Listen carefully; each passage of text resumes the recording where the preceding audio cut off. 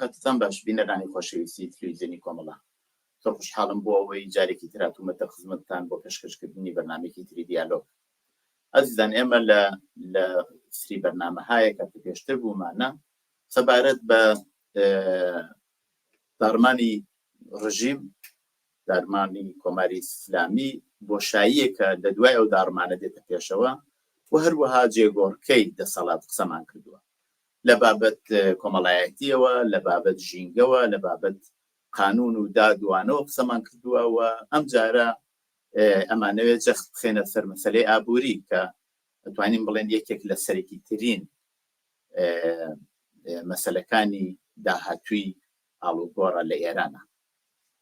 وەم بابەتە داوامان کردووە لە دکتۆر سەمی تاتایی، پسپۆری باری ئابووری و مامۆستای زانکۆ کە بەشداری ئەو بەرنامەیە بێ. کاک مەعتەسەم گیان بەخێر بی بۆ بەرنامەیە.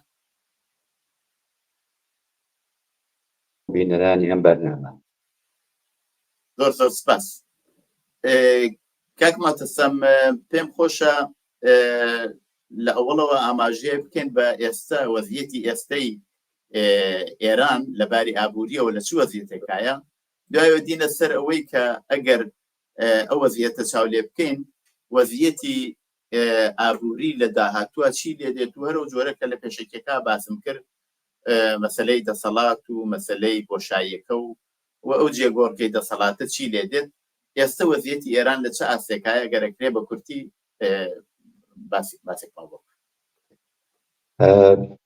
ئەم جوابی ئەم پرسیارە دیارە ئەبێ وابێ کە بتوانێت رابطەیەکی بێ لەگەڵ پرسیارەکەی دواتری ئێوە کە دەرحاڵ ئەگەر جمهوری ئیسلامی هەڵگۆڕێکی سیاسی بەسەر بێ و لا بچێ و ڕژیمێکی تازە بێتە سەرکار، ئەبێ دەرحاڵ قسەکە وابێت کە یعنی جوابەکە وابێت کە ئەم دوانە پێکەوە دەرحاڵ دواترەکەی پێکەوە جواب بدرێنەوە. ئەو وەزعی کە ئەم بۆکانی جمهوری ئیسلامی لەباری ئابووری و هەیەتی ئەکرێ بێژین ئالەم خاڵانە خولاسە ئاکرێتەوە کە من دانەدانە دەسەنێ مەسەریان وەلام وایە زۆریش مهم بن. ئەو وەختە دیارە ئەگەر قسەکە سەرەوەیە کە ئەگەر ئەمڕۆ یان لە داهاتوێکی نزیکە جمهوری ئیسلامی بڕوا ئەم خاڵانە خاڵهای مهم بن. ئەگەر ئەم ئاڵوگۆڕە سیاسیە بکەوێتە زۆر دواترەوە لەوانەیە ئەم خاڵانە ئاڵوگۆڕی تیا بەسەر بێ کە تیاشیا بەسەر دێت منتا ئەمانە خاڵهای ئەوڕۆن، خاڵهای مهمی ئەمڕۆن دانە بەدان.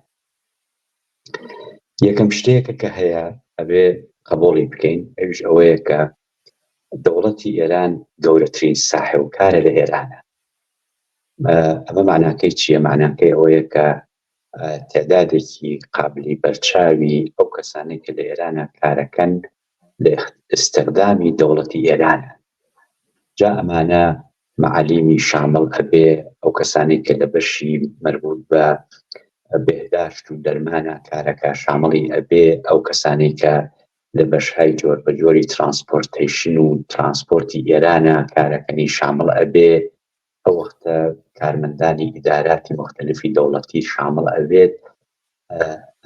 ئەم نوکتە مهمە لێرە چونکە دواترەکەی بە خودی ئەم بەحسەی ئەمڕۆ ئێمە ئەگەڕێتەوە. بۆچی؟ بە خاتریەوەی کە لێرە وەزنی دەوڵەتی ئێران و ئەو مقدارەی کە دەوڵەتی ئێران لە مانگە وەکو حقوق پەرداختی ئەکا بۆ ئەم کەسانەی کە لەواقع لەژێر چەتری ئەوان کە کار بۆ دەوڵەت ئەکەن، ئەمە نوکتەیەکی مهمە. ئەمە خاڵێکی گرنگە کە ئەبێ زۆر تایبەتی بەڕاستی لە بەرچاو بگیری. دووهەمین خاڵ کە زۆر مهمە کە ڕەبت پێیا کاتەوە خاڵە ئەوڵەکەیش ئەوش ئەوەیە کە جوابی ئەم پرسیارە بدرێتەوە کە دەرامەدی ئەسڵی دەوڵەتی ئێران لەکوێوە دێ، یعنی چ شتێک منبع دەرامەدی ئەسڵی دەوڵەتی ئێران. بە هەموو ئامار و ئەرقامێک کە وجودی هەیە خودی دەوڵەتی ئێران بڵاوی کردوتۆرە لە تەریقی ئیدارەی ئاماری مرکزی ئێران و لە تەریقی بانکی مرکزی ئێران و هەروەها ئەو ئامار و ئەرقامێشی کە شوێنهایەکی وەکو IMF و بانکی جەهانی بڵاوی دەکەنەوە. ئەمە زۆر ڕوونە کە دەرامەدی ئەسڵی دەوڵەتی ئێران لە دوو شتۆ دێ، یەکیان نەوتە، ئەویتریان گازە. یعنی حتا ئامارێک هەیە کە قسە لەسەر 80 تا 85% دەرامەدی دەوڵەتی ئێران لەم دوو مەنبەعەوە سەرچاوەگرێ. ئێران ماڵیاتێکی ئەوتۆ کۆ ناکاتەوە، بەنابەرین ماڵیات خاڵێکی مهم نییە لە مەسەلەی دەرامەدی ئێرانە. هەروەها شتای تر کە ئەتوانێت مەنبەعی دەرامەد بێ بۆ دەوڵەتی ئێران، ئەو شتانی تریش ئەتوانم بێژم چایسە مەسەن بەشێکی نمونەکەی ئەوە بێ کە دەوڵەتی ئێران هاتبێ سەرمایە گوزاریەکی کرد بێ لە شوێنێکا و دەرامەدێک تەولید بێ، ئەمە کەمە. بەنابەرین لێرە ئەم نوختەی ترەکە بێ ئشارەی پێ بکرێ وەزعی ئەوڕۆی دەوڵەتی جمهوری ئیسلامی چیە؟ ئەوەیە کە دەرامەدی ئەسڵیەکانی لەکوێوە دێ؟ لە نەوت و گازۆر دێ. ئەمە خاڵی دوو. خاڵی سێهەم ئەوەیە کە دەرحاڵ ئشارە بەوە بکرێ کە بەشێکی تایبەت لە پوڵێکە کە لە دەرامەدی دەوڵەتی ئێرانە خەرجی سوبسیدیز ئەکرێت، یعنی سوبسید ئەدرێت. بە تایبەت سوبسیدێکی زۆر گەورە ئەدرێ بە بنزین، سوبسیدێکی گەورەش ئەدرێ بە نان، و ئەمە بەشێکی تایبەت لە دەرامەدی دەوڵەتی ئێرانیش ئەخوا مامانە. بەخاتریی بەخاتریەوەی کە قیمەتی بنزین لە ئێرانە یەکجار زۆر لە خوارەوەیە، تەنها دەلیلی ئەوەیشی کە ئەم قیمەتی بنزینە لە خوارەوەیە ئەوەیە کە ئێران سوبسیدیەکی گەورە ئەدا بە مەسەلەی بنزین و هەروەها بەنان. یعنی ئەم دوانە لەواقع قیمەتەکان بازار تعینی ناکە، قیمەتەکان لە تەریقی ئەم سوبسیدیسیۆن تعین نەکرێت. ئەمە سێوەمین شتێکە کە دەبێ زۆر تایبەتی لە بەرچاو بگیرێ. دوای ئەم خاڵە وەزعیت شتێکە کە دێتە بەرەو ئەویش ئەوەیە کە ئێران بەخۆی مەجموعەیەک کاری تایبەتی کە کراوە، بە تایبەت دیارە ئۆرگانهای سەر بە بەیتی ڕەهبەری ئێران کردویانە، ئەویش ئەوەیە کە ئەو ڕۆکانی سیستمی بانگی ئێران ئەگەر بانگی مەرکەزی نەبێت سیستمێکی کامەڵەن وەرشکەستەیە، هیچ قسەیان. چونکو مەجموعەیەکی پۆلی خەڵک چوون لەلای ئەم بانگانەی کە بانگایەکی یەکجار زۆریش هەندە بازاڕی ئێرانە، پۆلی خەڵک چووەتە لای ئەم بانکانە و لەوێ پەسەنداز کراوە. ئەم بانکانەیش مەجموعەیەکی هەرە گەورەی پۆلیان بە قەرز داوە. ئەم قەرزانیش کە ئەم بانکانە داویانە، قەرزەکان ناگەڕێتەوە لای بانکەکان. لەواقعاتم شارکەی هەر ناو بەناو مەسەلەن شتێک دەرەکەوێت لە رابطە لەگەڵ افتزاحێکی تایبەتی کە پێش دێ، ئەمانە بەشێکی زۆر ئەم پۆڵانەی کە وەرگیراوە و کارێکی تایبەتی پێکراوە لە بانکەکان قەرز کراوە، بەڵام ئەم پۆڵان ناگەڕێتەوە بانکەکان. بەنابەرین ئەوڕۆ کۆمەک و یارمەتی بانکی مەرکەزی نەبێ، زۆربەی زۆری ئەم بانکانە وەرشکەستن. زۆربەی زۆری ئەم بانکانە پۆلیان نییە ئەو بەهرانەی کە قەولیان دا بە خەڵک بۆ پۆڵە سپۆردەکانیان پۆڵەکەیان پێبا. ئەمە خاڵێکە کە ڕاستەکەتان ئەم ماوەی تەقریبەن بێژی پەنج بە تایبەت 7 ساڵی ڕابردوو یەکێ لە مهمترین شتەکانی مەسەلەی ئابووری ئێران بووە کە لەگەڵ مشکلەیەکی هەل نەکراوەی ئەوە ڕوبەڕووە. ئەمە خاڵێکی ترکە ئەبێ ئشارەی پێ بکرێ، ئەویش سیستمی بازنشەستگی ئێرانە. ئەم سیستمی بازنشەستگی ئێرانێک کە پۆلێکی تایبەتی گەرەکە بەڕاستی لە ساڵە یا لە مانگا لە تەرەف دەوڵەتەوە پەرداختکردێ، ئەمە ئەو ڕۆکانێ زۆربەی زۆری لە تەریقی قەرز و پەرداخت دەکرێت. بەنابەرین ئەکرێت ئەم لەواقع ئەم قسە دەرا بیکەین غەڵەت نییە کە سیستمی ئەو ڕۆی بازنشەستگی ئێران بەهۆی ئەوە کە بناغەکەی لەسەر مەسەلەی قەرز دانراوە، سیستمێکی یەکجار زۆر خەتەرناکە. چون بۆچی؟ ئەگەر واقعان ئەم پۆڵە قەرزە نەبێ، پۆڵ نییە بە بازنشەستە بدرێت. بەنابەرین ئەمەش حاڵێکی ترەکە ئەبێ لە لێرا ئشارەی پێ بکەین. بە خاڵی ئاخر دوو خاڵ ئەمێنێکە شارەی پێ بکەم ڕاستکرد لەم بەحسا ئەم دانیان بە بڕوای منێکی لە هەرە مهمترین خاڵەکانی مربوط بە ئابووری ئێران ئەوش ئەوەیەکە ئێمە لە زەرفی 40 ساڵی ڕابردووە لەگەڵ سیستمێکا ڕوبەڕوو بووین کە سیستمی دەوڵەت لە ناو دەوڵەتایە. سیستمی دەوڵەت لە ناو دەوڵەتە بەو معنایەکە مجموعەیە سازمان و ئۆرگانیزیشن هەن کە سەر بە بەیتی ڕەهبەری ئێرانە و هیچ نەوع دەسەڵاتێک دەوڵەتی ڕەسمی ئێران بەسەر ئەم ئۆرگانیزیشنانە و ئەم سازمانانە نیەتی. ئەم سازمانانە سازمانهایەکن کە دەسەڵاتێکی یەکجار بێمەرزیان هەیە بە تایبەت لە رابطە لەگەڵ ئابووری ئێرانە. یەکێ لەوانە سوپای پاسدارانی ئێرانە. دانەکانی تریشان نازان بنیادی مستەزعفینە، بنیادی مەسەلەن شەهیدانە، چییە هەر کام لەمانە لە اقتصادی ئێرانە دەستێکی یەکجار زۆر گەورەیان هەیە و ئەمانە لە واقع لە اقتصادی ئێران استفادەیان کردە بۆ قەدەر قودرەتکردنی خۆیان و ئەمە بە بڕوای منێکی لەو شتا تایبەت هەرە تایبەتمەندیانەی اقتصادی ئێرانە کە ئەمە دواترەکەی ئەتوانێت مشکڵاتێکی یەکجار زۆر دروست بکە وەلێ ئێمە ئەبێ وەکو مشکڵێکی گەورە کە ئەوڕۆکانەی هەیە دەست برینە سەری بێژین ئەو دەوڵەتەی کە دەوڵەتی دووەمە لە واقع قەدەر قودرەتترە لە دەوڵەتی ڕەسمی ئێران و ئەمە شتێکە کە ئەبێ وەکو مشکڵەیەکی جدی دەست برینە سەر.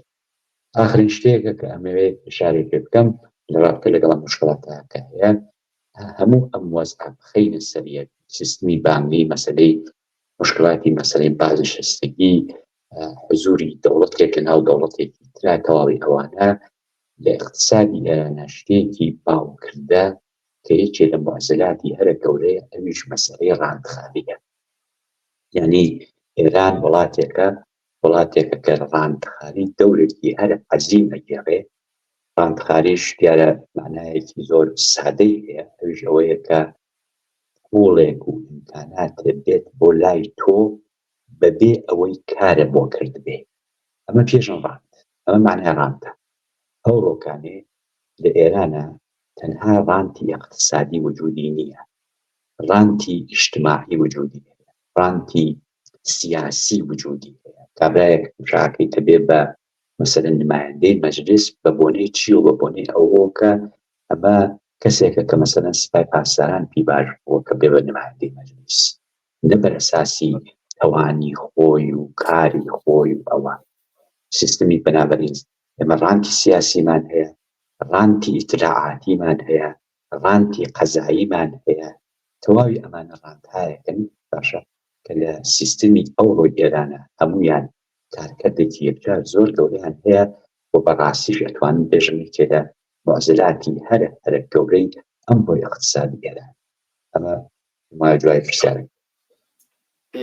کاک مەتەسەم طبعا ئێمە لەسەر وەزیەتی کوردستانیش قساکەین بۆ لەسەر وەزیەتی کوردستان قساکەین بەو دەلیلەی کە ئێمە کەماکان هەر لە شۆڕشی ژینین بەپێی هەموو ئەو لێکۆڵینەوانەی وا ئێستا کراوە لەلایەن کەسانی پسپۆڕەوە شۆڕشی ژینا هەر لە ئارایە بەڵام بە شێوەهای جۆرواجۆر خەریکە بۆ خۆی کارەکات و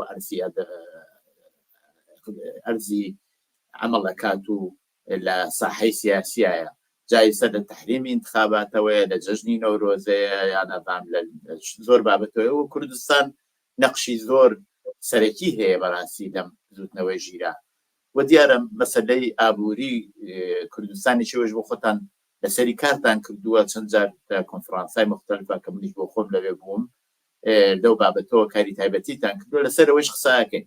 بەڵام کە بینە سەر هەر وەزیەتی عمومی ئێران کە وەزی کوردستان 100% لەوەش خراپترەوە لەوەی وایەوە بۆ خۆتان باسان کرد ئەو معنا نیشانەدا کە ئەمە داڕماوە یعنی ئەو لەباری ئابووریەوە کۆمەلگایە داڕماوە یاکو هەر بە شێوەی خۆی بەردەوامە. چنێک ئەتوانێت ئەو وەزیەتە سرعەت بدا بە ڕووخانی کۆماری ئیسلامی بەڵام بە کورتیەگە تکایە با بتوانین فریا پرسیارەکان شارم بە مەجموعەی خاڵ کرد لە پرسیاری ئەوڵەکە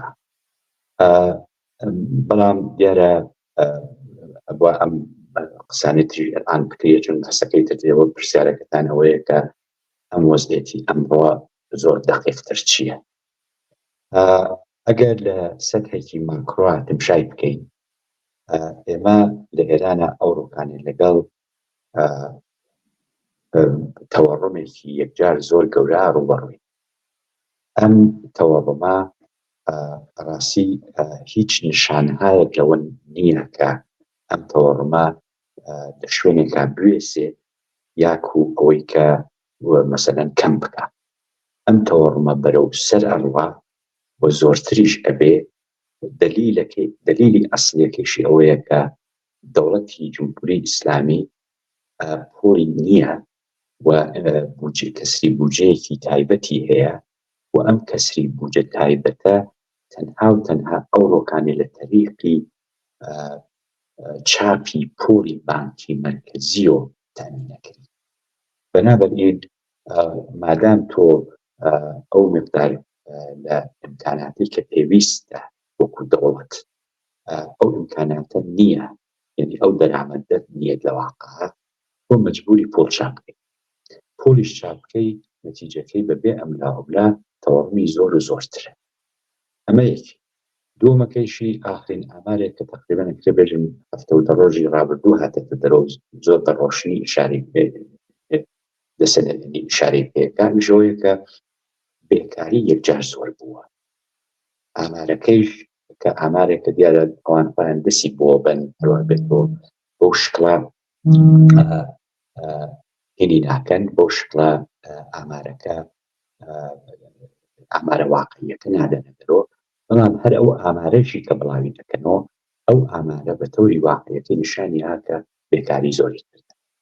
لەلایەک و بێکاری زۆری کرد بێ، لەلایەک ئەم تەوەڕمە مرتب هەر بەرەو سەر بڕوا. ئەو وەختە چاوەڕوانی ئەوە نەکریە کە ئەو تەوەڕمە لە شوێنێکا بوێسێ، خەڵک ئەو ڕۆکانی لە ڕاستی لە وەزعێتێکی یەکجار زۆر نالەبارە قەراریان کرد.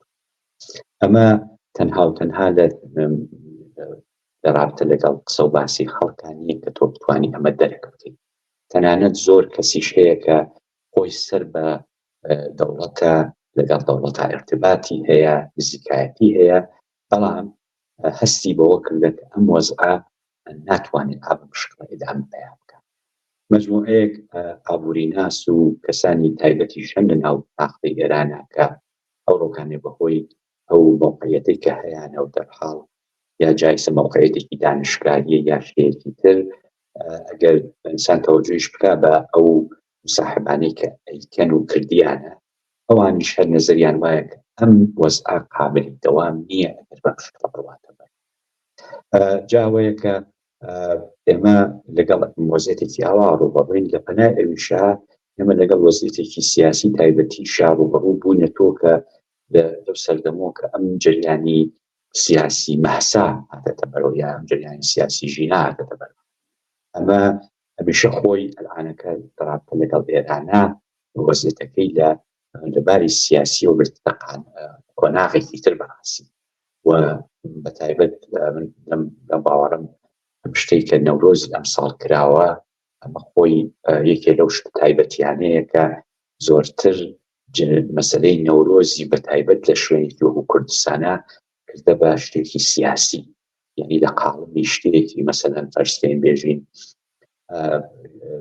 مربوطێتەوە بە نەوعێ ڕەسم یا ڕسوم لە کوردستانە تەنها و قاڵبەی نەبوو ئەمساڵ بەڕاستی، بوو بە وەسیلەیە کە خەڵک استفادەیان لێ کرد ئەم مشکڵاتە سیاسیە گەورەی کە هەیەە لەگەڵ جمهوری ئیسلامیە لەم تەریقۆ دەری ببڕن. من پێم وابێ بەرەوە ڕۆین لەم نەوعەشتە لە جامعەی ئێرانە زۆرتر بێتەوە. ئەگەر کۆی بکەم بۆ ئەم نوکتە، ئەویش ئەوەیە کە من دڵ باوەڕم لەسەر ئەم وەزعێتەی کە ئەمڕۆ جمهوری ئیسلامی لە رابطە لەگەڵ خۆی و خەڵکا پەیدای کردە ئابووری دەورێکی زۆر تایبەت دەگێڕێ و بناغەکەی مەسەلەی بەڕاستی بە نەزەری من ئابووریە و ئەو ڕۆکانی ئەم قین و تووڕەیی کە خەڵک هەیەە و ڕۆژ بە ڕۆژی زیاتر ئەتا، ئەمە سەرچاوەکەی مەسەلەیەکی ئابووریەکی مزمنە، مشکلاتێکی مزمنی ئابووریە کە خەڵک لەگەڵی ڕوبەڕووە.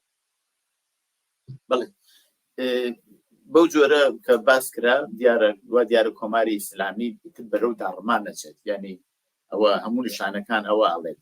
بەڵام مەوزوعێک کە لێرە مهمە مەوزوعی ئەو کە کۆماری ئیسلامی ڕووخا، یعنی ئەمە فەرزمانەوە کۆماری ئیسلامی ڕووخا دەورانێک دێتە پێشەوە، دەورانێکی بۆشایی یا خەلە بە زمانی فارسی.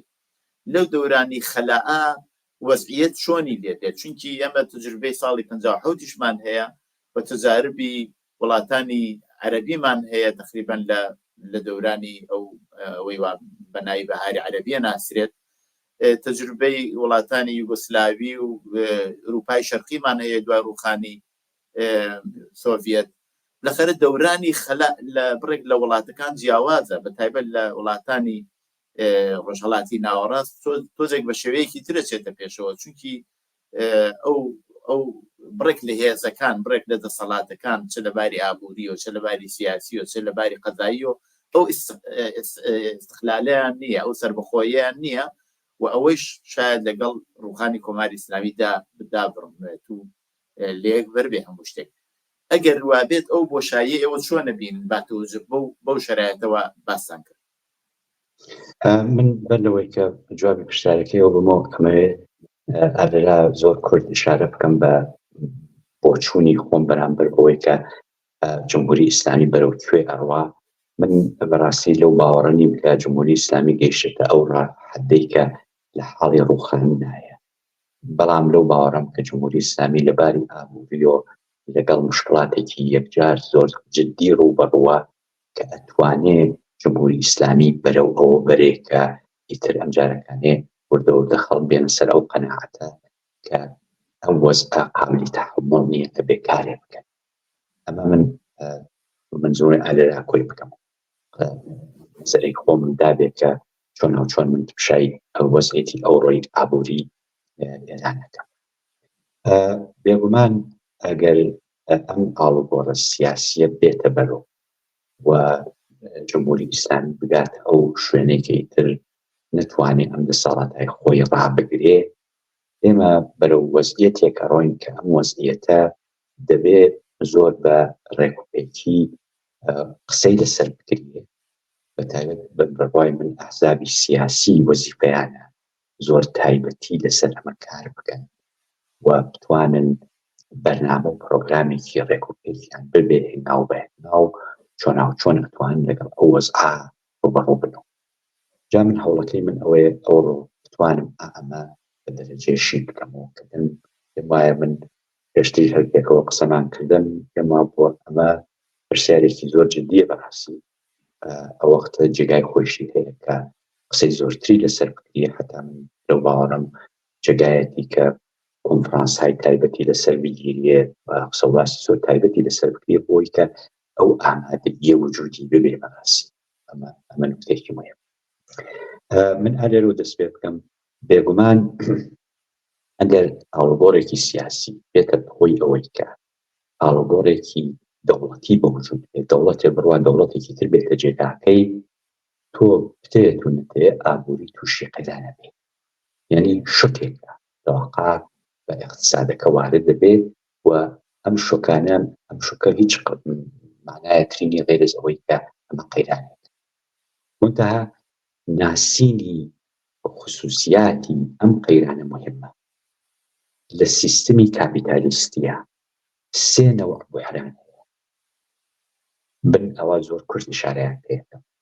بوحرانی ئەوەڵ بوحرانێکە کە لە تەقازاوە دێت.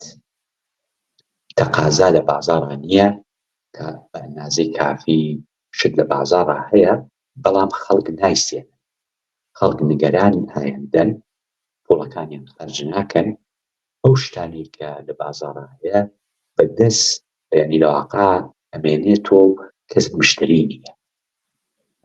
ئێمە لە اقتصادا پێژین بوحرانێکە کە لە طریقی تەقازاوە هاتە و ئەمە مەسەلەن فەرزکەین بۆ نمونە ئێمە بوحرانهای تایبەتمان هەیە کە تەقازا تووشی مشکلی جددی ئەبێ. دانێ لەوانە بوحرانی ساڵی 2008 ئەمریکا و ئینگلیسە. بوحرانی تەقازایە، یعنی تەقازا بەهۆیەوە کە دیارە بحرانەکە لە بحرانی بانکی و مەسلەی پوڵ هاتبوو، بەڵام ئەمە لە اقتصادا معناکەی وای پێیا کرد کە بوو بەهۆی ئەوەی کە خەڵک دەسرا بگرن شت نسێنن، بحرانەکە بۆ بحرانی لەواقع تەقازا. ئەمە نەوعی بحرانێکی تر هەیە کە ئەم بحرانە بحرانی عەرسەیە، یعنی عەرسەکە تووشی مشکل بووە، ئەو شتەی کە بازار پێویستیەتی نایەتە ناو بازار، بەنابەرئین بحرانەکە بحران دروست. نمونەکەی ئەوەیە کە مەسەڵەن بۆ نمونە مشکلەیەک لە رابطە لەگەڵ هاتنی نەوت بۆ بازارە بەوجود بێت، ئەو وەختە ئەم نەوتە لە بازارە کەم بێت، قیمەتی نەوت بچێتە سەرەوە. نەوت گەورەترین منبعی ئێنەرژیە، ئەم منبعی ئێنەرژیە ئەگەر قیمەتەکەی چووە سەرەوە تەسیر دانێتە سەر باقی قیمەتەکانی تریش. ئەمە نمونەکەی ساڵەکانی هەفتاکانە. ساڵی 1970 ئۆپێک تەسمیمی گرت نەوت کەم بکاتەوە تەولیدەکەی، قیمەتی نەوت چووە یەکجار لە تایبەت چووە سەرەوە. بەنابەرئین بوو بەهۆی بحرانێک کە مەشهورە بحرانی ساڵەکانی هەفتە. بەڵام ڕیشەی بحرانەکە بحرانی عەرسەیە. ئەمە نەوعی دووەمەکەی. بحرانی سێوەمێک هەیە کە ئەم بحرانە بحرانێکە لە دەروی ئابووری دێ، ئابووری تووشی بحرانەکە، وەکو بحرانی چی؟ بحرانی پاندەمیک، هەروەکو بحرانی کۆڕۆنا. بحرانەکە لە ئابووریە نەهاتبوو، لە دەروی ئابووریەوە هاتبوو، دێت لە ئابووریەکە تووشی بحرانەکە. ئەم بحرانی نەوعی سێوەمە بحرانێکە کە هەم تەقازا تووشی مشکڵەکە، هەم عەرسەش تووشی مشکڵەکە، بەنابەرئین زۆر عەمیقترە. ئەمە مشابهەتی تایبەتی هەیە لەگەڵ کاتێکە کە مشاکەی وڵاتێک تووشی شەڕ هەبێ لەگەڵ وڵاتێکی ترە، ئەو وەختە ئەم بحرانە لەو نەوعەیە. ئەگەر ئەم ئاڵوگۆڕە سیاسیە بێتە بەرەوە، ئەبێ ئێمە ئەممان هەر لەیسۆ لەبەرچاو بێت بۆ ئەم ئاڵوگۆڕە سیاسیە بحرانی نەوعی سێوەم بەوجود دێت، نە بحرانی نەوعی ئەوەڵ، نە بحرانی نەوعی دووەم، بحرانی نەوعی سێوەم. لەواقع هەم تەقازا تووشی مشکڵ هەبێ، هەم عەرسە تووشی مشکڵ هەبێ. لە نەتیجە ئەو دەوڵەتە ئەو کەسێک کە بالاخره دێت بە ساحل قودرەتی سیاسی دەبێ خۆی حازرکە بۆ ئەم نەوع بحرانە، خۆی حازرکە بۆ ئەوەی کە لەگەڵ بحرانێکە ڕووبەڕووە کە هەم عەرسەی تووشی تەقازا تووشی مشکڵ کرد، هەم عەرسەی تەقازایشی تووشی مشکڵ. لە نەتیجە ئەو سیاسەتانەی کە دەبێت دابینی بکە دەبێت هەمخانی بێ لەگەڵ ئەم نەوع بحران. تەوەجۆ کرد. ئەمە نوکتەیەکە کە لێرا دەبێت زۆر دقیق شارەی پێ بکرێت کە من پێم وابێت لەوە زیاتر دەوانەیە کات نەبێت لەسەری بڕۆین، بەڵام نوکتەیەکی مهم. چەند پرسیاری زۆر گرنگم هەیە بەڕاستی، ئەگەر بکرێ بە کورتی جوابی بدەیتەوە. مەسەلەی دەوری دەوڵەتەکانی ترە، مەسەلەی ئیقلیمیە، هەروەتر کەمێکی شارە بکەین بە مەسەلەی کوردستان باتەوە بەو تایبەتمەندیە واهەیەتی، بۆیە ئەگەر بکرێ بە کورتی جوابی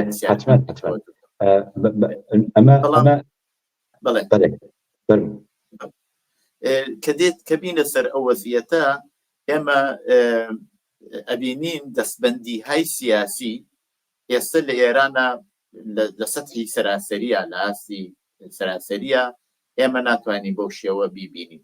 بەخشێکی زۆر لە ئۆپۆزیسیۆنی سەراسەری ئێران لە دەرەوەی وڵاتن و ئەو هێزە مەدەنیانەوە لە ناوەوە کارەکەن و ئەمەڵەکەن تاندازێتوانم بڵێم ارتباتێکی ئەو تۆیان لەگەڵ هێزە سیاسەکانی سەراسەری نییە.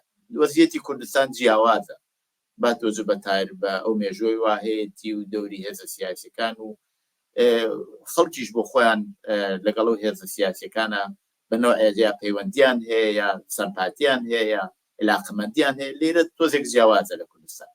بەڵام کە بینە سەر مەسەلەی ئێران ئەو وەزیەتە نییە. ئەوە چنێک ئەتوانێت تەسیری لەسەر ئەو دەورانی بۆشاییە و ئەو داڕمانە بوێت کە ئێمە هێزە مەدەنیە فعالەکانی ناوە کە دەوری زۆریشیان هەیە لەگەڵ ئۆپۆزیسیۆنێکی سیاسی نەقلینیان نیە، ارتباطیان نیە پێکەوە و وەزیەتەکە ئەتوانێت لەوە خراپتر بێت کە مەسەڵەن ببێ بە تاڵان و ببێ بە هەرچی بەهرچی. من پێم وابێ نوکتەیەکە کە بەڕاستی لە رابطە لەگەڵ وەزعیەتی عمومی ئێرانە ئەکرێ باسی بکەین، ئەوەی شێوەیە کە ئێران ئەلان وڵاتێکە کە مەسلەی خوێندنتیا دەورێکی گەورەی گێڕاوە ئەم ساڵانە.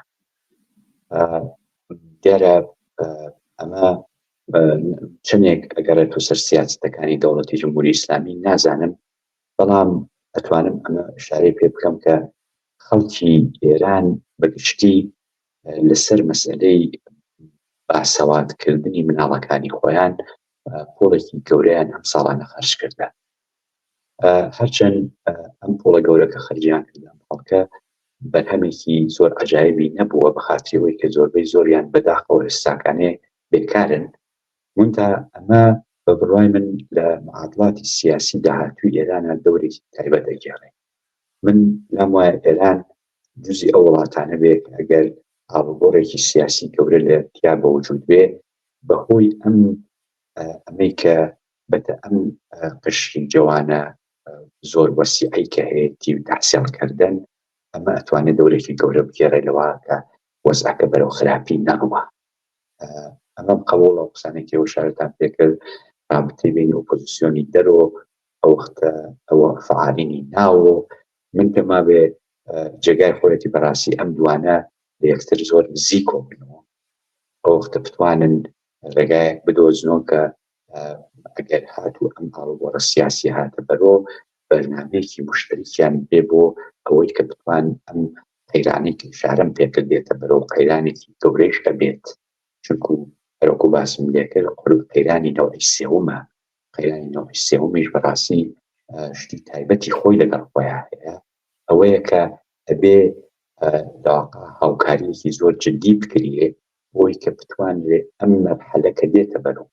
و تۆ خۆشت بە دروستی شارەت پێکرد کە ئەتوانێ بەرەو زۆر خراپی بڕوە، بەرەو ئەوە بڕوا کە بلەخرێت تاڵان و نازانم شتی وا دەست پێ بکە خەڵک مەسەلەنەوە شتایەکی تایبەتی بکەن بەخاتیەوە ئەمە کەم بکەیتەوە و لەواقع بتوانی جواب دەرەوە بێت کە جواب دەرەوەیەکی سەریع بێت.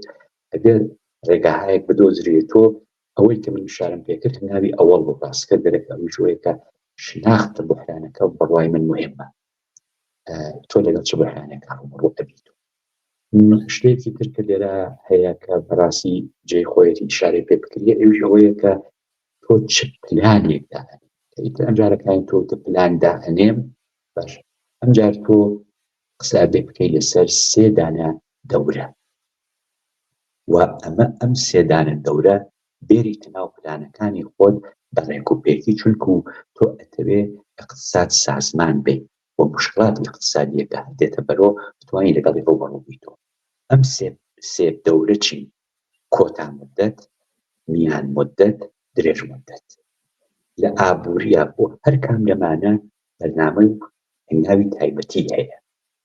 ئەگەر تۆ ناوێت تێکەڵی بکەیت، ئەگەر تێکەڵی بکەیت ناتوانانی جوابی تۆ، چونکو ئەو شتەی کە لە میان مدەتا ئەکرێت بە هیچ عنوان تۆ ناتوانانی لە کۆتا مدەتا بیکەیت.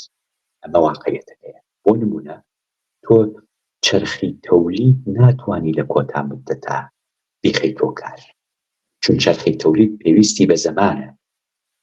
زەمان لێرە دەورێکی تایبەت دەگێڕێ. بەنابەرئین تۆ ئەبێ واز بێری لە مەسەلەن پەرسکەین ئەوەی کە سەریع بتوانی چرخی تەولید هەمیسان ڕێبخەیتەوە. چی مهمە لە کۆتا مدەتا؟ ئەوەیە کە تۆ سەریع فکرکەیتۆ چۆن ئەتوانی تەقازا بەریتە سەرەوە. یعنی جوابی کۆتا مدەتی اقتصاد بۆ ئەوەی کە بتوانی ئەو اقتصادە لە شوێنێکە ڕایگری، نەهێڵی ئەو اقتصاد لەوە زیاتر بچێتە خوارەوە. ئەگەر مەسەلەن بۆ نمونە دەرامەدی سەرانەی وڵاتەکە 10% شوێتە خوارەوە، تۆ هەوڵەکەت ئەوە بێ لەو 10%دا ڕایگری، نەبێ بە 15%، نەبێ بە 20%، لە 10%ەکە ڕایگری. بەچی ئەتوانی ڕایگری؟ بەوە ئەتوانی ڕایگری بکە بچەسپی بە بەرنامەی کۆتا مدەتەوە. لە بەرنامەی کۆتا مدەتا دەور و نەخشی مەسئلەی تەقازا مهمە و لەواقع شتی سەرەکیە. تەقازاش تۆ نتوانانی بەریتە بەرەوە. ئەویش ئەوەیە کە دەوڵەت دەبێت دەخاڵەت بکات. یعنی ئەمە کاری دەوڵەتە لە دەورانی بحرانە، لە دەورانێکە کە تەلاتومهای سیاسی و اقتصادی وجودی هەیە، بەشی خصوصی ئەچێتە ماڵ و داهەنیشێ. بەشی خصوصی هیچ ناکات.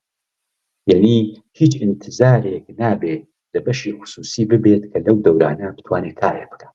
بەنابەرین ئەبێت لە بەشی یەک لەو بێنا پرسیارێ هاتە پێشەوە ئێوە ئەڵێن دەوڵەتە بێت دەخالەت بکە. ئەخێمە باسی کاتێکەکەن کە دەوڵەت یا ڕووخاوە بۆشایی دەسەڵاتەوە دەوڵەتی بعدی هێشتا نەهاتوۆتە سەرکار. چۆن ئەو شرایطە بێهین بکەیت جێبەجێ بکرێت کە وای لێنێ هەر ئەو دەوڵەتە موقەتە، هەر ئەو دەوڵەتە کاتیە، هەر ئەو دەوڵەتە کە ئیترجا بە مەسەلەن فەرزکەین بۆ نمونە وەکو تەوافقی لە بینی بەشهای مختلفی سیاسی جامعەکە دەسەڵاتی گرتە بەدەستەوە ئەو دەوڵەتە باشە کە چەند دەوڵەتێکی سەقامگیر نییە باشە ئەوەڵین شتێکە دەبێت بیکا لەباری ئابووریۆ ئەوەیە کە بزانێ لەگەڵ چ بحرانێکا ڕۆبەڕوە. یەک دووهەمەکەی ئەوەیە کە ئەم سێدانە پریودە لەیەکتر جیا بکاتەوە. یەکیان کۆتا مودەت، میان مودەت، درێژ مودەت. ئەو وەختە بچەسبێ بە کۆتا مودەتەوە. کۆتا مودەتی ژیانی چی؟ بچەسبێ بە تەقازاوە. تەقازا ژیانی چی؟ یعنی تۆ دەخاڵەت بکەیت. دەخاڵەتە چیا بکەیت؟ تۆ بیت پۆڵ بێری باشە واز لە بەشی خصوصی بێری، چون بەشی خصوصی نایەت باشە بەشی خصوصی وەختێ بێتە ناوە کە ئیتر وەزعەکە ئارامە بووە تۆ هەموو شتێک خۆشە ئەو نایەت. تۆ دەبێت ئالێرا ئەمانە بنیتە ئەولاوە وە لێرایە کە نەخش و دەوری دەوڵەت نەخش و دەورێتی یەکجار زۆر گەورەیە. لێرا ئەمجار کە دەوڵەت هاتە بەرەوە پرسیارێتە دێتە بەرەوە ئەوی شەوەیەکەی باشە دەوڵەتەوە هاتە بەرەوە بەڵام دەوڵەت لەکوێ پۆڵ بێری. ئەمە شتێک لە رابطە لەگەڵ ئێرانە بە بڕوای من چەندان خاڵ هەیە کە زۆر مهم. یەکەمیان ئەوەیە کە ئێران دەوڵەتێکی هەیە لە ناو دەوڵەتێکی ترا. ئەم دەوڵەتە دووەمەی ئێران دەوڵەتێکی تەیارە، دەوڵەتێکی بەدەسەڵاتە. سوپای پاسداران و ئەمانێک کە سەر بەبەیتی ڕاهبەری بوون ئەمانە واقعەن لە ماری ئابووریۆ نەتەنها هیچ مشکلێکیان نییە بەڵکو یەکجار زۆری دەوڵەمەندن. تۆ دەبێت تەواوی پۆڵ و ئیمکاناتی ئەمانە بێریت لەو اقتصادا ئیستفادەی لێ بکەیت خەرجیکەیت. ئەوجار یەکێ لەو خاڵە ئەساسیانەی کە هەیە ئەوەیە کە ئەم ساڵانە پۆڵێکی هەرە گەورەی دەوڵەتی ئێران خەرجی مەسائلی نظامی کراوە. تۆ دەبێت چی بکەیت؟ تۆ دەبێت ئەم پۆڵە لێرەوە بەرزی بکەیت تۆ بیبەی ئەم جارەکانە لە بەشی خەدەماتی عمومی خەڵکە ئیستفادەی لێ بکەیت. دەست بکەی بە دروست بە سەرمایە گوزاری لەو بەشانە، دەستکەی بەکار لەو بەشانە. بۆچی؟ بەخاتیەوەی کە تەقازا بەریتە سەرەوە. بەداخەو ناتوانانی لە مەسئلەی ماڵیات ئیستفادە بکەیت، چونکو لەو ئەگەر شاری وڵاتانی غەربی بکەیت لە کاتێکە بحرانی تەقازا بێتە بەرەوەی کە لەو ئەسلحانەی ئیستفادەی لە یەکەن ماڵیاتە، ماڵیات دەبەنە خوارەوە. بۆچی؟ بۆی کە پۆڵێکی زۆرتر لە گیرفانی خەڵکا بێت. لە نەتیجە بەڵام چون تۆ ماڵیاتێکی زۆر وەرناگری لە خەڵکو ئەوە و ماڵیات دەورێکی وا لە اقتصادەکەی توان ناگێڕیێ ناتوانین سەر ماڵیات زۆر حەسێت بکەین. بەڵام بە بڕوای من وەکو پۆڵ لەسەر دوو شت دەتوانی حەساب بکەیت. یەکیان ئەو پۆڵ و ئیمکاناتی کە بەشی دەوڵەتی دووەمی ئێران هەیەی ئیستفادەی لێیەکە لە رابطە لەگەڵ مەسەلەی سەرکوب و شتی وا لە ناو داخەڵە ئیستفادەی لێیەکە تا ئەندەم ساڵانە لە دەرەوە کۆمەک بە حیزبوڵای لوبنان و کوێ ئەمانە گشتی کەمە بکەیت و ئەم پۆڵانە بێت لە ناو اقتصادی ئێرانە ئیستفادەی لێ بکەیت. ئەمە یەک. دووەمەکەیشی ئەوەیە کە تۆ بی چی بکەیت؟ تۆ بی بلافاصلە واردی دیپلۆماسیەکی ڕێکوپێک ببی لەگەڵ وڵاتانی غەربیە، چون ئیمکاناتێکی تایبەتی ئێران ئەو ڕۆکانە زەبت کراوە لە دەرەوە. تۆ بتوانی لەمە ئیستفادە بکەیت لەم شتانەی کە لە دەرەوە زەبت کراوە لەمانە ئیستفادە بکەیت بیهێری تۆ لە اقتصادی ئێرانە ئیستفادەی لێ بکەیت. ئەمانە بە نەزەری من شتایەکن کە ئەو دەوڵەتە موقەتە باشە ئەبێ سەریعەن بیر لە ئەم جۆرە شتانە بکاتەوە. لە ئاخرین نوکتەیە کە ئەمە ئشارەی پێ بکەم کە ئیجازە بیت کە ئەمەیە مهمترین شت لێرە ئەوەیە کە ئەو کەسانی کە ئەبن بە ساحەوی ئەم قودرەتە لەباری بیر و باوەڕی اقتصادی و سەر بە کام مەدرسە لیبراڵن، چپن، یاکو تالبی ئەوەن کە اقتصادێکی تێکڵاو لە ئێرانە دروست بێت لە رابطە لەگەڵ بەشی دەوڵەتی و بەشی خصوصیە. ئەمە بە بڕوای من دەورێکی تایبەت دەکێڕێت لە رابطە لەگەڵ ئەو ناوانەی کە ئەبێ هەڵگیریە بۆ ئەوەی کە اقتصادەکە سازمان بێت. بەڵێ زۆر سپاس. ئێوە ئاماژەتان بەوە کرد کە بەشێکی لە سەرمایەی ئێران زەوت کراوە لە دەرەوەی وڵات و ئەوە ئینسان ئیسفادەی لێ بکە. بەڵام لایەکی تر زلهێزەکان بریتین لە زلهێزەکان لە ئاسی دنیا و هەروەها لە ناوچەی شارانە ئێمە توانین تورکیا، عەرەبستان بەشێک لە وڵاتانە کە بەڕاستی تاسیریان هەیە و ئەتوانن لەسەر ئابووری ئێران چ لە دەورانی داڕمانە چ لە بۆشاییە بەتایبەت لە دەورانی بۆشاییەکەیە و چ لە دەورانی جێگۆڕکەی دەسەڵاتە تاسیریان ببێ. بۆ نمونە من لەگەڵ کاک مەنسووری سۆهرابی کە باسم کرد لە بابەت مەسەلەی هینەوە مەسەلەی ژینگەوە بەشێک لە ئاوی مەسەلەن تورکیا یا وڵاتانی تر لە ئێرانەوە تێپەڕە بێت خۆیەوە توانێت تاسیری ببێت لەسەرەوەی کە چەندێک تاسیری بێت لەسەرمە. لە هەر حاڵە من پێم خۆشە دەوری وڵاتانی زلهێز لەسەر ئەو دەورانش بە کورتی باس بکەی جا دوایی دینە سەر باسەکەی دەبە. ئەوەی کە معلومە دوو دانە قەدەر قودرەتی تر لە خاوەرمیانە هەن کە ئەمانە مەسەلەی ئێران بە سانیە و دەقیقە تاقی بکەن بۆی کە بزان ئێران بەرەو کوێ چێ و ئەگەر بۆیان بکرێ دەواقع لە مەسایلی داخلی ئێرانە دەخاڵەت بکەن و وەزعەکە وای لێ بکەن کە بتوانێت بە نەفی خۆیان تەواو بێ. ئەم دوانەیەکیان عەرەبستانی سعودیە ئەویتریان تورکیەیە. ئەم دوان هەوڵێکی زۆر جدیان ئەم ساڵانەیش بووە کە بتوان بە جۆرە لە جۆرەکان دەڕابطە لەگەڵ مەسەلەی ئێرانە دەور و نەقش بگیان. بێگومان ئەگەر وەزعیەتێکی تایبەتی سیاسی بێتە بەرۆ ئەمانە هەروە لە بۆشێک و دانانیشن هەوڵی خۆیان هەدەن. بەڵام نوکتەکە لێرە هەیە ئەوش ئەوەیە کە ئەم دەوڵەتی مەرکەزیە کە دێتە بەرنی دەواقع دەوڵەتێک دێت جێگای دەوڵەتی جمهوری ئیسلامی ئەگرێتەوە ئەمە لەباری سیاسی و بە تایبەت لە دەرەجەی ئەووەڵ هەجا دوایە دێتە سەر اقتصاد ئەوێ چ بکە ئەوێ لەواقع لەناو ئەم مناسباتی جەهانیە خۆی لەکووا ئەدۆزێتەوە. ئایا کەماکان هەروەکو جمهوری ئیسلامی چۆن خۆی بەستە بە ڕووسیە و چینۆ لەگەڵ ڕووسیە و چینە ئەمێنێتەوە یا ئەوەی کە نەخێت جێگۆڕکەیەکەکە ئەم جارەکانی واردی مناسباتێکی باشتر و مناسباتێکی تایبەتی تر لەگەڵ ئەمریکا و ئەوروپا بێت. ئەمە بە بڕوای من دەورێکی ڕێ. دەوری ئەمەش ئەوەیە کە بەرەحاڵ ئێمە باتەوەج بۆ شتانێکی ئێمە ئەیزانین عەرەبستانی سعودی و تورکیە ئەمانە متحدینی غەربن. تورکیە خۆی جزئی ناتۆیە. ئەو وەختە عەرەبستانی سعودی لە مناسباتی اقتصادی جەهانیە یەکێک لە متحدینی هەرە مهمی ئەمریکا بۆ ئێستاشەر هەیە. جا ئەگەر تۆ ئەو جەهەتگیرە سیاسیەت کە لەگەڵ غەربا تۆ نزیکایەتی بکەیت بە بڕوای من تەسیراتی مخەربی لە خاڵەتی کە ئەیکەن حتمەن بەڵام لە خاڵەتی عەرەبستانی سعودی و تورکیە بەو دەرەجەکە بکەیتەوە.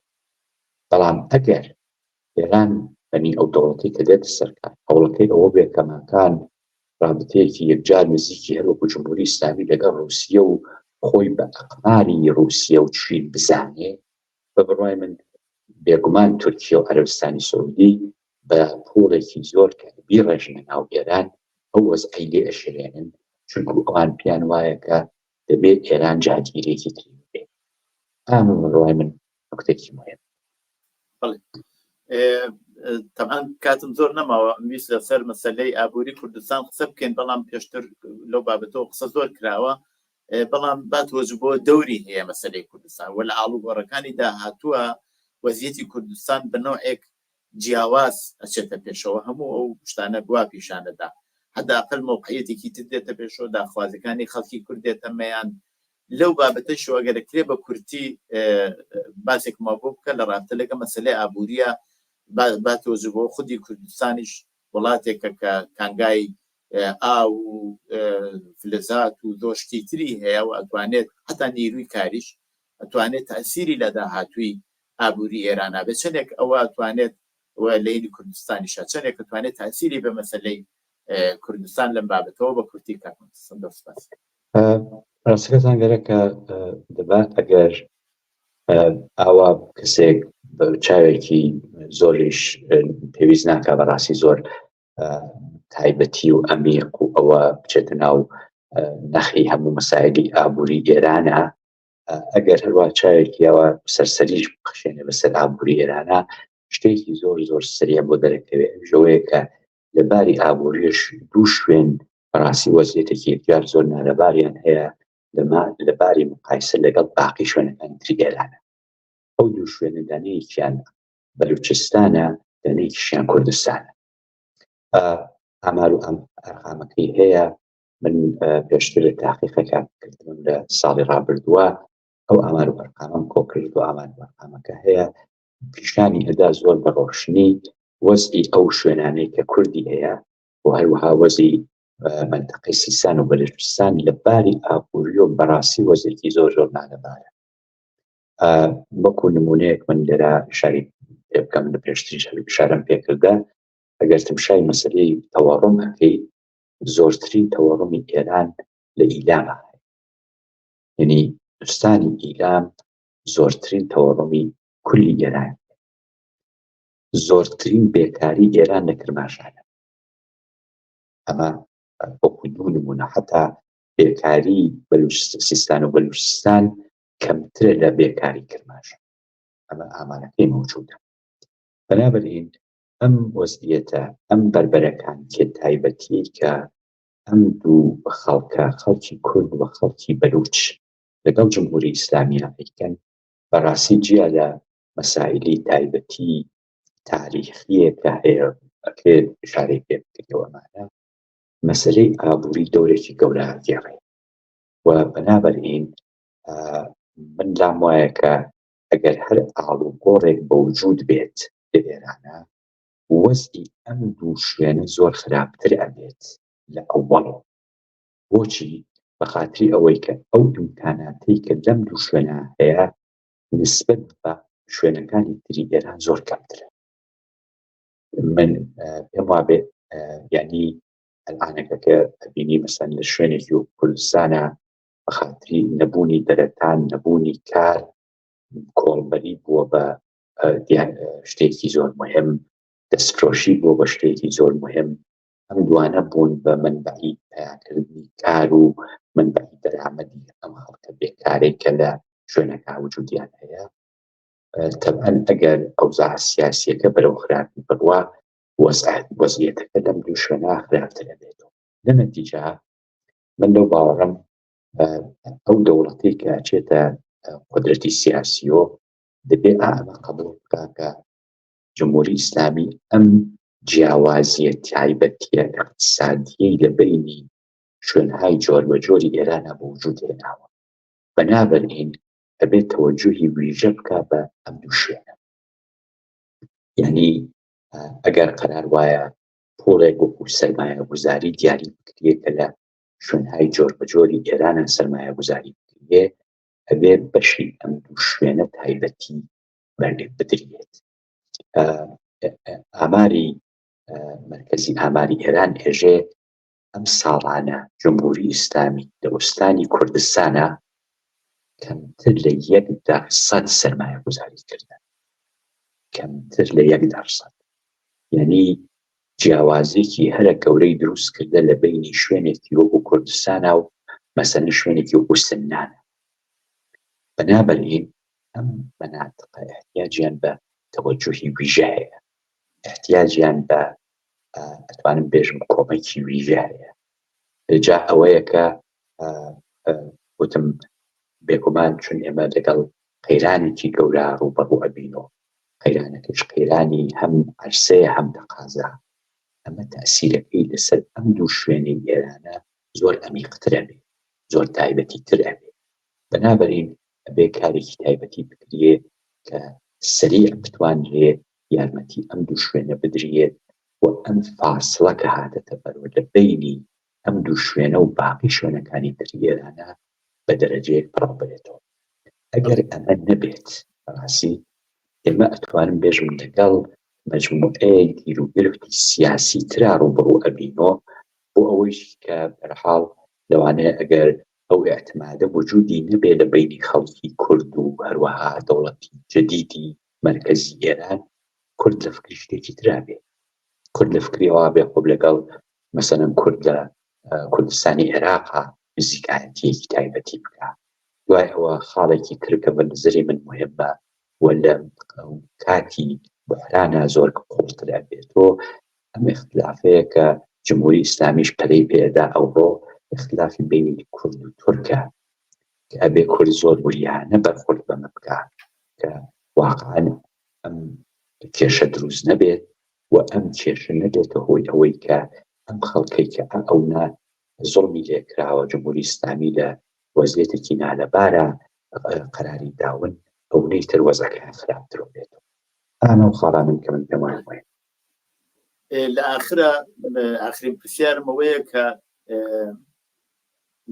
هێزە سیاسیەکان طبعاً باسمان کرد کە لە چ وەزعیەتێکان پەیوەندیان لەگەڵ نەهادهای ناوەوە ئەو هێزە مەدەنیانەی ناوەوە کەمە، بەڵام ئەکرێت چندێک مەسەڵەن تەئسیری ببێ بۆ ئەوەی کە لە بەرنامەیەک یا لە داخوازی هایە یا لە منشورێکی پرتماوە یا بێسلاح بنەڕەتیە بتوانن لەباری ئابووری شتێک لە ئێستەوە پیشان بدەن کە بتوانێت داهاتووەکە بە نوعێک هدایەت بکە کە ئەگەریش ئەو دەورانی خەلەعە یا دەورانی بۆشاییە نەبێ بە هەرچی و نەبێ بە تاڵان و شتیواوە بتوانن تاندازێ هدایەتی بکەن. خودی ئەو داخوازیە بنەڕەتیانە کە ئەکرێ گەڵاڵە بکرێ، من لەگەڵ کەسانی پێشوشە کە مساحبەم کردو هەمویان زۆریان باس لەواکەن کە ئەبێ کاروباری داهاتووی ئێران بە جەمعی بچێتە پێشەوە. جا ئێستا دانێ بە ناوی شۆرا ناوی لێبات کەسێکی تر بە ناوی، بەڵام ئەڵێ نەبێت دەخاڵەتی هێزەکان و نیروەکانی زۆر تیا ببێت و بە شێوەی زۆر جەمعی بچێتە پێشەوە ئەینا ئەوە توانێت دیسان مشکل دروستکە بۆ لەباری ئابووریشەوە 100% کێشە دروستەکە. زۆر بە کورتی چونکی کاتی زۆر نەماوە. بەڵێ من ڕاستکەتان پێم وایە بۆشاییەکی یەکجار زۆر گەورە هەیە رابطە لەگەڵ باسکردن لە مەسائلی ئابووری ئەو ڕۆی ئێران و بەتایبەت ئەو ڕۆی کوردستان. من هێزێکی سیاسی لە هێزە سیاسیەکانی بەتایبەت دەرۆ نەمدیەکە بەرەو پیری ئەو ڕواکە رابطە لەگەڵ مەسائلی ئابووریە کار و شتێکی تایبەت بکە. ئارم بابەتەوە زعفێکی یەکجار زۆر گەورە هەیە بەڕاستی و من پێما بێ هێزی ئۆپۆزیسیۆنی بەتایبەت کورد لە دەرۆ لەم بابەتەوە ڕخنێکی یەکجار زۆری لەسەرە بەهۆی ئەوە کە لەم بابەتەوە کارێکی ئەوتۆی نەکردن. بەڵام خۆجێی خۆیەتی کە ئارەمە بەدووە ئەمە وەکو مەسەلەیەکی زۆر جددی لەبەرچاو بگیری و ئەمە ڕاستکەتان بەهۆی پیچیدەگیەکەی کە هەیەی ئەمە کارێکی پێویستی بە ئەوە هەیە کە کەسی شارەزا ئەو کەسانێک کە پسپۆری بوارەکەن ئەمانە بتوانن لە کۆنفرانس‌ها و جەلساتی مختلفە بێن لەسەر شتای مهمی ئابووری ئێران و کوردستان قسە بکەن و کار بکەن و ئەمانە ئەبێ دەڵاڵە بکەین، ئەمانە ئەبێ کۆ بکرێتەوە، ئەمانە ئەبێ لە دەستڕەسا قەرار بین. هەروەها تەلاش بکرێکە لە بینی کەسانێکە کە شارەزای بوارەکەن نەوعی نزیکایەتی لە بینی دەرونەوە بە وجود بێت، دیارە ئەوانەی کە لە ناوەن پایان زۆرتر لە عەرزایە شتەکە باشتر تێگەن چونکو لەگەڵ یاڕوو مەڕۆن بتوان ئەو کۆمەکە بکەن بەوانەی کە لە دەرۆن باشە وە لەوانەیە لەباری تیۆری و ئەو جۆرشتانە شت زۆرتری بزانەمانەی کە لە دەرۆن ئەو پەیوەندیە پێویستە. و من پێم وابێ ئەگەر حزبێکی سیاسی یا ئەحزابی سیاسی ئەو ڕۆی ئۆپۆزیسیۆنی کورد بەتایبەت ئەمە وەکو گەڕاڵەیەک دایبرێن وەکو بەرنامەیەک دایبرێن ئەم بۆشاییە هەیە ئەم بۆشاییە پڕ بکرێت. ئەمە بۆشایی ئەوەیە کە تۆ بتوانی شتێکی زۆر زۆری چاکت ببێ کە ئەگەر هات و سبحان لەگەڵ شتێکا ڕوبەڕوو بووی تۆ وەزع سیاسیەکە بەرەو گۆڕان ڕۆیی تۆ ئالیوا لەواقع سەرە لێ نەشەوێت بتوانی شتی تایبەتی خۆتە ببێ ئەو عینە هەنگاو بە هەنگاو پشتە پای عەمەڵی کردنەکەی. بەڵێ زۆر سپاس دکتۆر سەمی تاتایی سپۆری بواری ئابووری و مامۆستای زانکۆ بۆ بەشداری لە بەرنامەیەدا زۆر سپاس. زۆر سپاس بۆ ئێوەش. زۆر مەمنون. کات ساتێکی خۆش. بینەرانی خۆشەویستی تلویزیۆنی کۆمەڵە بۆ جۆرە هاتینە کۆتایی بەرنامەی ئەوجارەی دیالۆگ، هەتا دیالۆگێکی تر ڕۆژ و شەوێکی خۆشتان بۆ باوە دەخوازم.